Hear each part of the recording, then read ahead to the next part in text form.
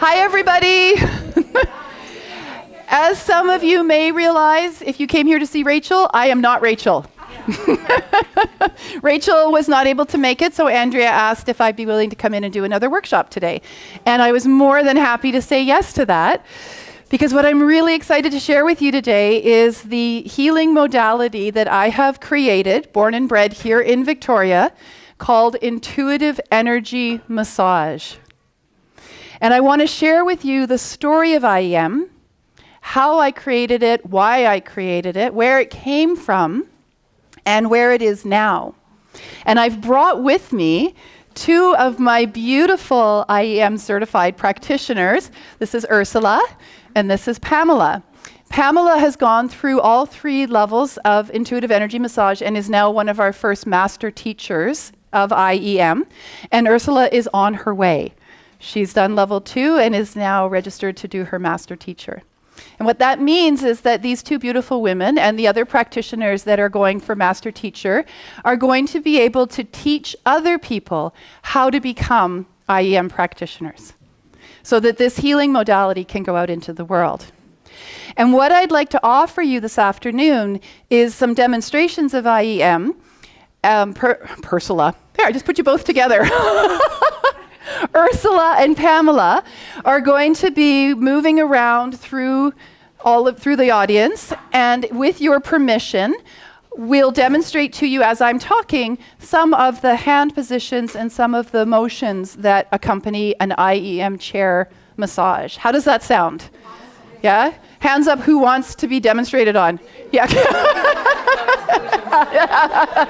Everybody, okay.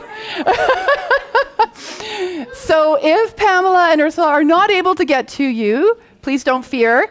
At our booth up in the hall, we are doing IEM sessions. That's a half-hour session for $40, and it gives you the opportunity to either experience the chair version of IEM or the front version of IEM. So you won't miss out.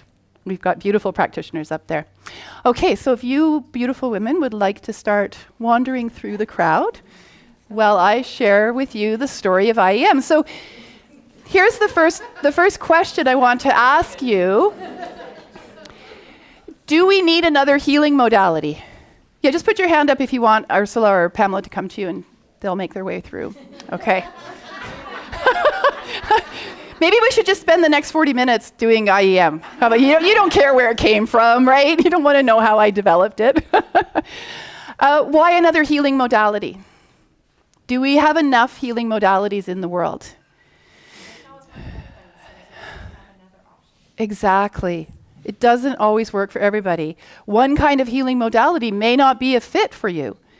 You may be looking for somebody different or something different than what is currently available. And honestly, I think for every person on the planet, what are there now, 8 billion of us? There's a different kind of healing that can happen. Because while we do have common stories, we also have our own unique individual experiences. And our ability to heal those experiences is going to be strongly connected to the person who is helping us with that healing work. So I say, the more, the merrier when it comes to healing modalities. When I first started my practice as an intuitive counselor and a psychic healer, I wanted to be able to offer one-stop healing to my clients. I wanted to be there for them in that intuitive counseling relationship. And then when things came up for them that were being held at the physical level, I wanted to know what to do with that. Because I know that our story only takes us so far on our healing journey. And we get to a place where we have no more words to tell the story. We've told it so many times, and the retelling of it isn't giving us the healing result that we want. It only takes us so far. And I had been doing a very intuitive hands-on healing for most of my life, where if I saw that somebody was hurting, I would just automatically know where to come, and I would place my hands on them, wherever it was that they needed that healing touch.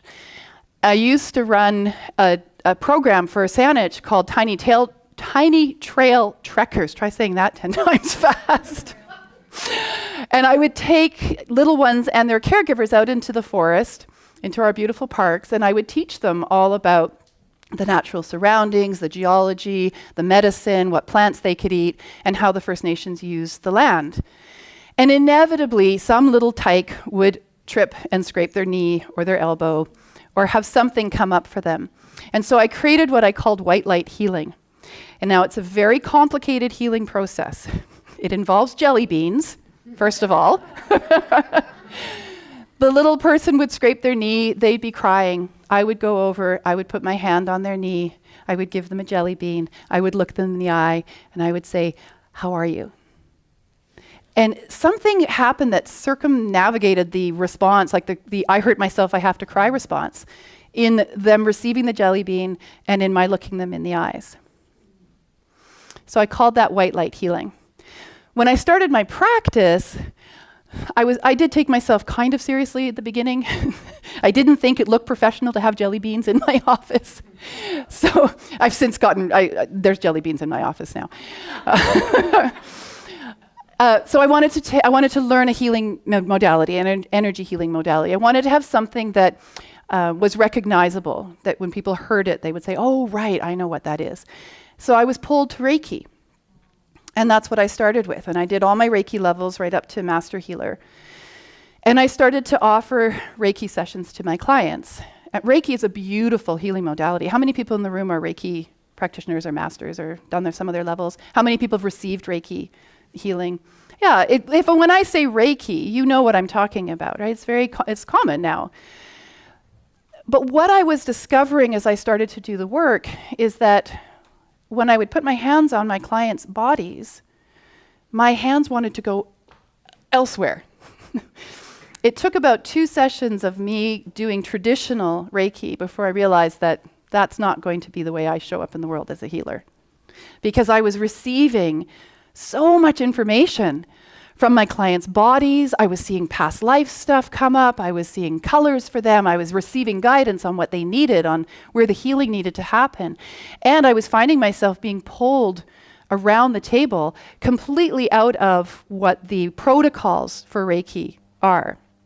And I remember when I did my Reiki training, my Reiki teacher saying, "Now, this is really important. You cannot deviate from the protocol hand positions, or it won't work."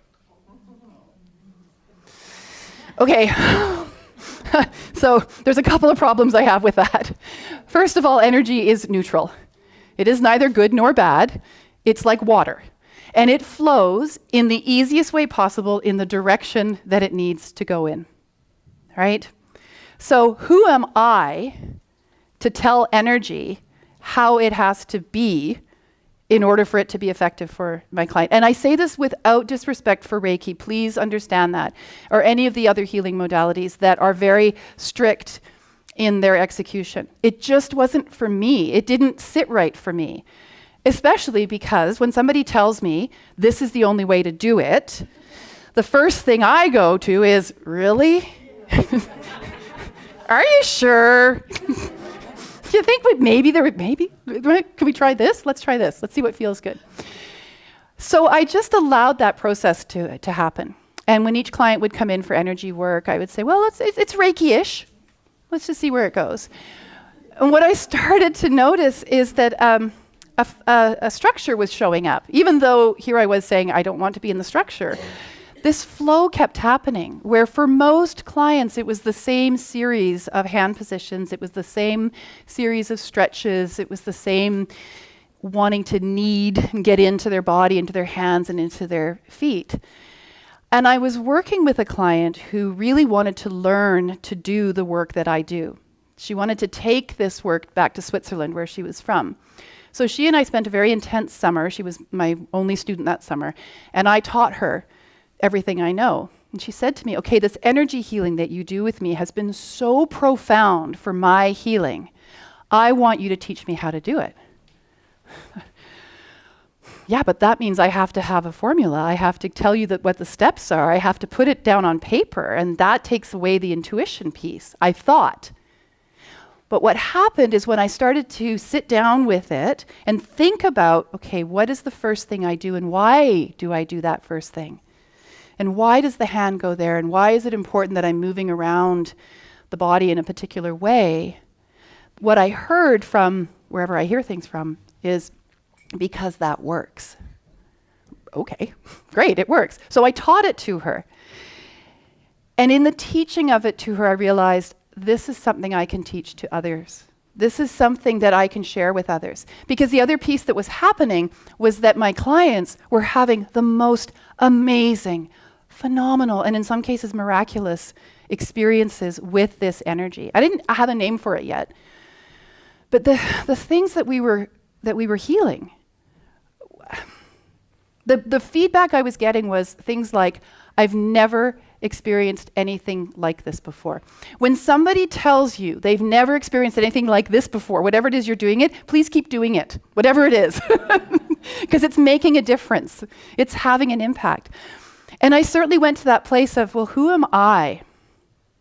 Who am I? I'm no Susie, the Reiki, originator. Who am I to create this?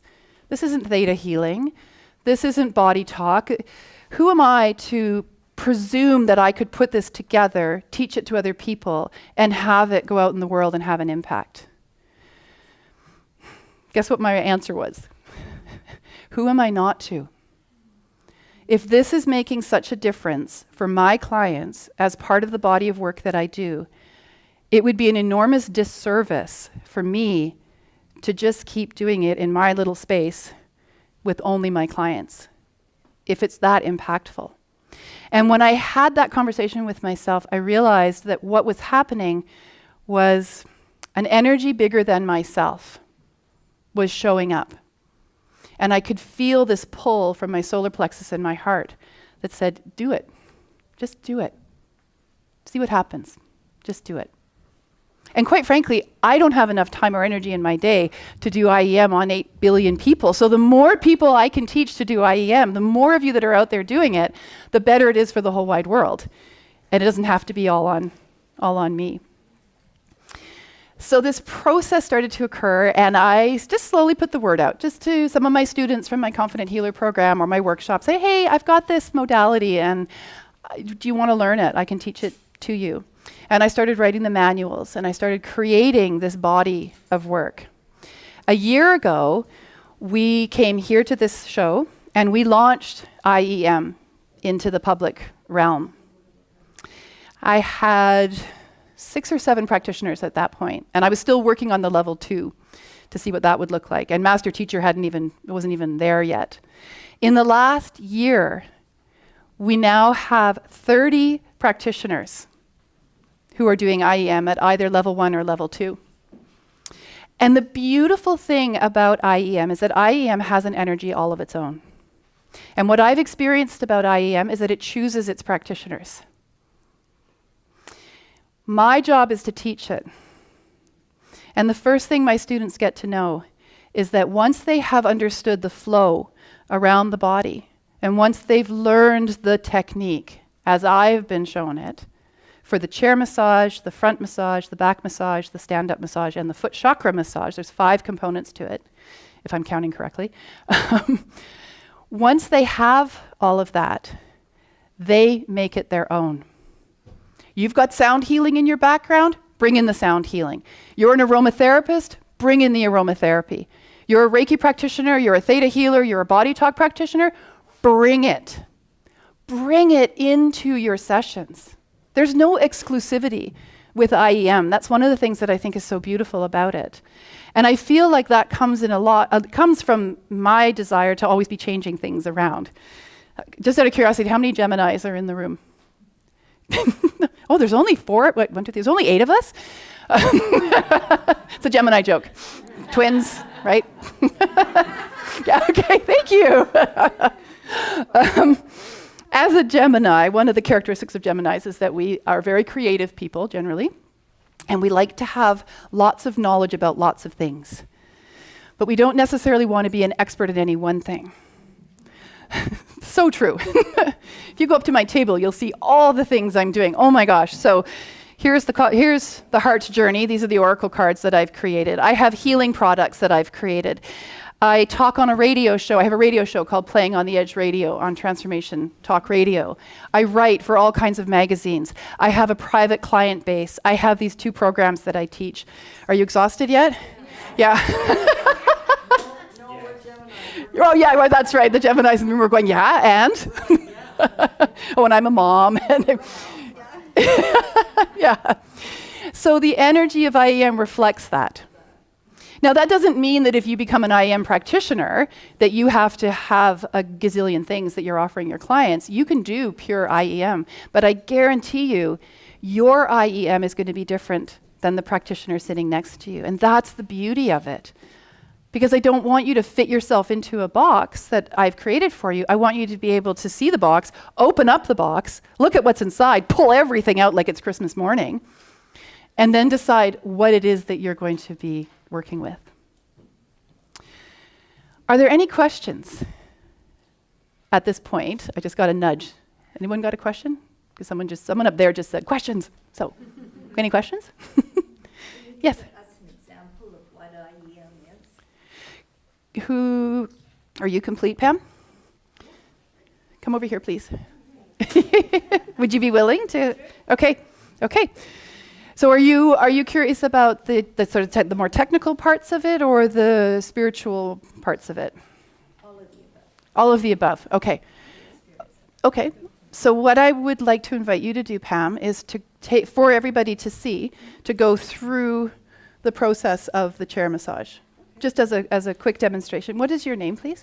Patty. On Patty. Okay. So to give a sense of the flow of it. And then while you're doing that, I can be speaking to the spiritual part of it. Does that sound fair? Okay, terrific. Why don't you come up here? Cool. I was hoping someone was going to come up to the front. Actually, can I give you that to pass around? And if you'd like to grab a poster there's posters there about the IEM trainings. Okay, so as you're going through, I'm gonna talk about it. Okay, so we begin the chair massage up here, up above her head. Okay. Well, first we do the breath. So we want to connect to our breath first. We want to get ourselves into a state of receptivity. And often when we're doing the table massage, one of the things the practitioner says after the breath has been received is all that is required of you or all that is being asked of you is to receive this healing. That's all. Whatever shows up, shows up. So Pamela will begin with her hands up here. And the reason that her hands are up here is because this is where your 8th chakra is. Your 8th chakra is also known as your soul chakra. And it's in your soul chakra that everything from every lifetime, that's past, present, and future, every memory, every experience, every lifetime, every problem that you've created for yourself, and every solution that you creatively designed for that problem is housed in that soul chakra, in that 8th. So that's where we start, because what we want to be able to do is to clear the filament between the crown chakra and the 8th chakra so that that information that is yours, those memories, that knowing, can easily flow down into your physical being and your emotional being and your energetic being. So she brings her hand, and imagine that this is 40 minutes long, so it's we're doing the quick version. So her hands come down through that energy layer and they land gently on her client's head. This is the brain balancing. There's a whole bunch of, what would you call it? Like, it's science, but it's metaphysical science. And it's metaphysical science. So we're looking at the electromagnetic activity that's going on in the brain, and we're looking at the way in which the right and the left brain operate differently, and in some people have become quite disconnected. So the brain balancing hand position helps the brain to start talking to both sides, to start talking to themselves and to each other. And when the practitioner is doing this, she's allowing, or he is allowing their client's body to move in whatever way the body needs to move in order to release the energy that it is holding. So there's a lot of movement that occurs in IEM that is outside of the structure of IEM because we know how much wisdom our bodies have. If we got out of the way, our bodies would tell us, they would show us how they need to move in order to be well. And we would dance like no one was watching. So that's part of what happens with IEM. The client gets out of the way, the body goes, yay, I'm going to start moving the way I need to move. So there's a little bit of this happening here. You can see how Patty's head is starting to move. This is her body moving. Unless for the demonstration, Pam's doing it, but I have a feeling, no, okay, good. And so were this a full session, the practitioner stays with the client, allowing that movement until it is complete. Until it is complete. Then she slides her hands down onto her client's shoulders. We hold a lot of energy here, a lot of energy. And this is where we hold our mother energy up here through the shoulders and the back, front and back. We hold our father energy down here through our girdle. And one of the things you learn when you do the IEM training is how the body holds its experiences and where the body holds its experiences, the language of the body. We go into a lot of detail, especially in level 2, around all of that. So a bit of massage can happen, like actual physical massage, as well as the energy massage that's happening. From here, Pamela would drop down behind her client for the father hold. So the father hold is here where Patty's hips are. So Pamela drops down and holds onto the hips. And there's something called cranial sacral. Anyone had a cranial sacral experience before? Okay, yeah, very, very subtle movements. And it's really the practitioner's hands holding the body while the body moves the way it needs to move. So the same thing is happening here. And there's very subtle motion that can occur through the hips, through anywhere in the body actually, that will release energy. It doesn't have to be great, big, huge movements.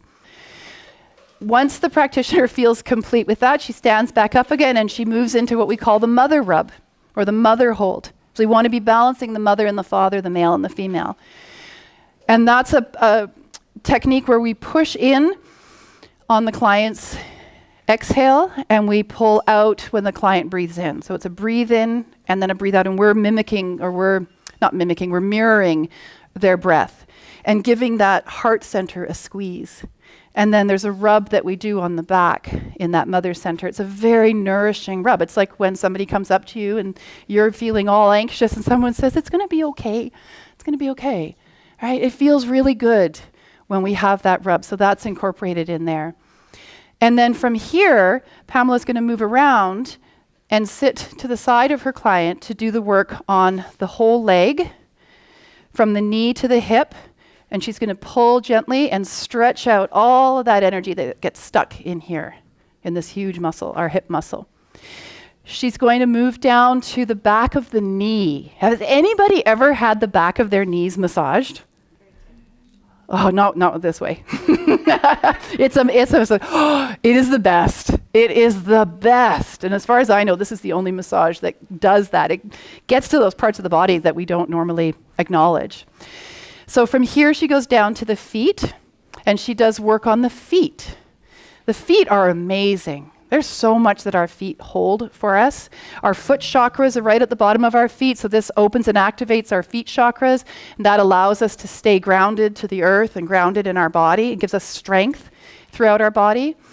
We move into all the little toes, and when you're doing a front or a back session, there's a lot more work that we do on the hands and on the feet as well, like acupressure. It's a part of it. From here, Pamela comes back around to stand behind her client. So she's done this full circle all the way around. And while she's doing this, Pamela is receiving information from her client's body. Pamela, is there anything that you've received so far that you feel you could share? Color, sensation? Not so much, because I haven't. I know you haven't dropped in. Yeah. But more, I guess, the sensation from the body. So earlier I was more looking around on her head wanted to move, so I followed the movement out of her head and supported as it needed to release whatever it was releasing, as well as around the neck shoulder connection right there as well.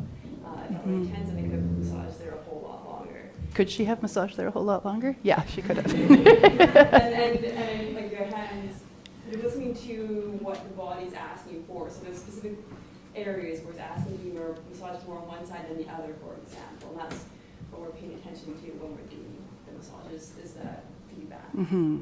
Yeah. And then as she finishes, she basically goes back over those first connections to disconnect herself from her client's energy. I mean, we love you all, but we don't want to take your energy home with us, right? So we do, as healers especially, we do have to do that clearing and disconnecting ourselves from them. There's another brain balancing that we do from left to right and then also front to back of the brain. And if there's more movement that the head and shoulders want to make at this point, that the practitioner holds that until such time as that movement stops. Some of the information that we receive when we do this work is guidance. That's our higher self and our client's higher self, or our guides and our client's guides, or God, Yahweh, Goddess, whomever it is that speaks to us, coming down through us as a channel so that we can then pass the information on to our client. And 100% of the time, the client knows exactly what we're talking about. This is not a surprise when they're told things like, you need to take care of yourself, it feels like water would be a really good thing for you to have, or whatever it is, the information that comes through. It doesn't come as a surprise to the client. And do you know why? Because you know yourself better than anybody does, right? And it's just that sometimes you forget, and we're here to remind you of what you already know. How do you feel, Patty? Good. Okay, that was a teaser. Thank you. Could I ask Yes, please. Yeah.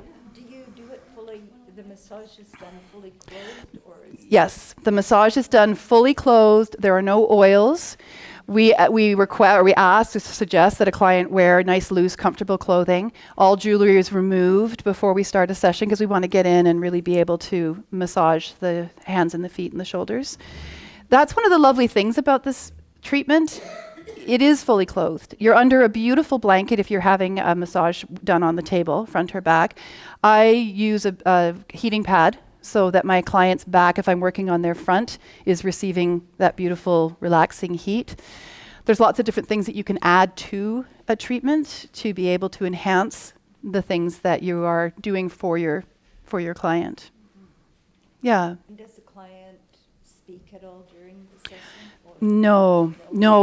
So thank you for asking that question, because one of the really key components about this treatment is the conversation that we have with our clients after the treatment.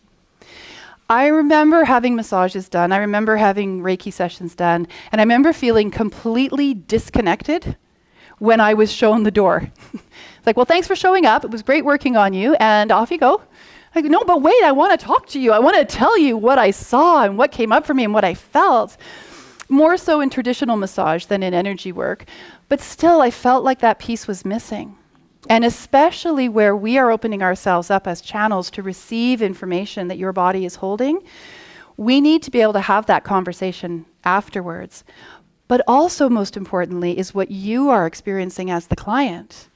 Some of the most incredible healing moments with IEM have happened during that conversation.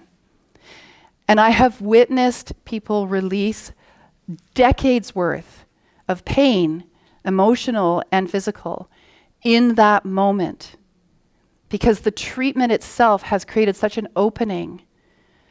And by the time you come in for an IE treatment, you're so ready for it that really nothing stands in the way of that.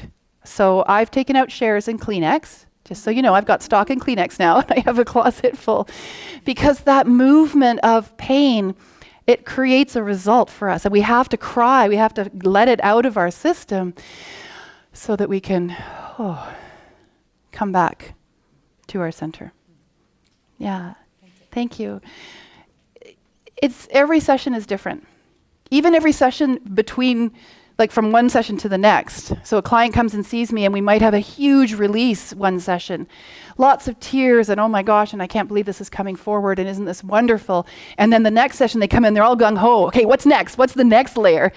And instead we have a lovely, quiet, relaxing session and they fall asleep on the table and it's beautiful. But that great big release doesn't happen because it doesn't need to. Because we've just done it. Right? So there really isn't any expectation set up about what a treatment is going to look like or feel like, because every time we do it, it's different. And that's beautiful, because what that demonstrates to you is that the work is working. You're doing the work.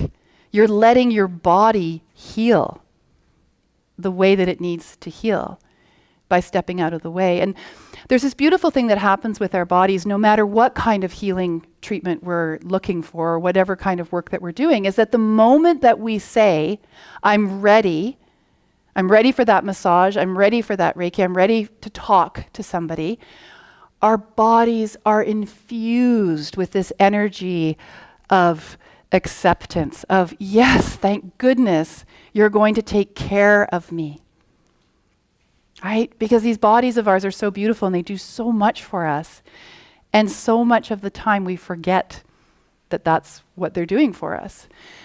A lot of people have described their experience of IEM in that it brings them back into their body. I've worked with trauma survivors. I've worked with sexual abuse survivors. I've worked with so many different kinds of pain that people can be in. And what I've experienced doing this kind of work is that it can go like that the moment that we are ready to not have that experience define us any longer. The moment that we're ready for it to be a part of our story, absolutely. All of these events that we have in our lives, they're so important. But they aren't who we are. And when we try to make them who we are, I think that's when we disconnect from our bodies quite often. This kind of work that nourishes the body and accepts the body and sees it as that beautiful temple, it heals the relationship that we have with our body. And our bodies respond. And they respond by getting better. I had a woman come to see me. She had chronic frozen shoulder. She had frozen shoulder for 10 years. And in the initial conversation, when I said to her, is there anything you need me to know about your body before we start? She didn't even mention it because it was something that was so familiar to her, it was just normal. As I'm going around her body and I'm doing the arm work, I'm holding her arm. There's a whole stretch that we do through the arm. And then the arm goes like this. And so I'm running around the table trying to, okay, we're here now, holding the arm. I'm not moving the arm, I'm just supporting it. And it does this crazy circular thing. I'm like, wow. Then it settles down and I carry on. And afterwards in the conversation, I said to her, do you remember when your arm did that crazy swing thing? She said, what? No, that's impossible. I haven't been able to lift my arm for 10 years. I said, really? She said, yeah, look. What? And it never came back. The frozen shoulder never came back. Now, I'm not laying claim that that's going to happen every time, and I'm not making any medical claims about IEM. But as you know, if you've done any kind of energy work, something is going on. Something amazing is going on. The body responds. Right? And that's what I've discovered with this intuitive energy massage. The body responds, and you get better. You feel better. And isn't that what we all want? Is to not be in pain. And I can speak to that pain. I had chronic pain for a long, long time. I've been diagnosed with fibromyalgia. I've had 17 different surgeries in my lifetime, and some of them have been pretty major. And I've had a few near-death experiences from them. This is what my body needs to be maintained, but not just at the physical level. I want to be able to maintain my body at the energetic level and at the emotional level. And I want to be able to support it in whatever way I can. And that's why I created IEM, because I found a way that worked for me, and it seems to be working for a lot of other people. Looks like we're almost at the end of our time. Okay, beautiful. We want to make sure the next person gets to come in and get themselves set up. I am teaching IEM classes. About once a month we do a level 1. If you're interested in knowing more about it or experiencing IEM, if you didn't get a chance to from Pamela or Ursula, please come up and see us. We're the first booth when you come through the door. Thank you so much, everybody. Thank you.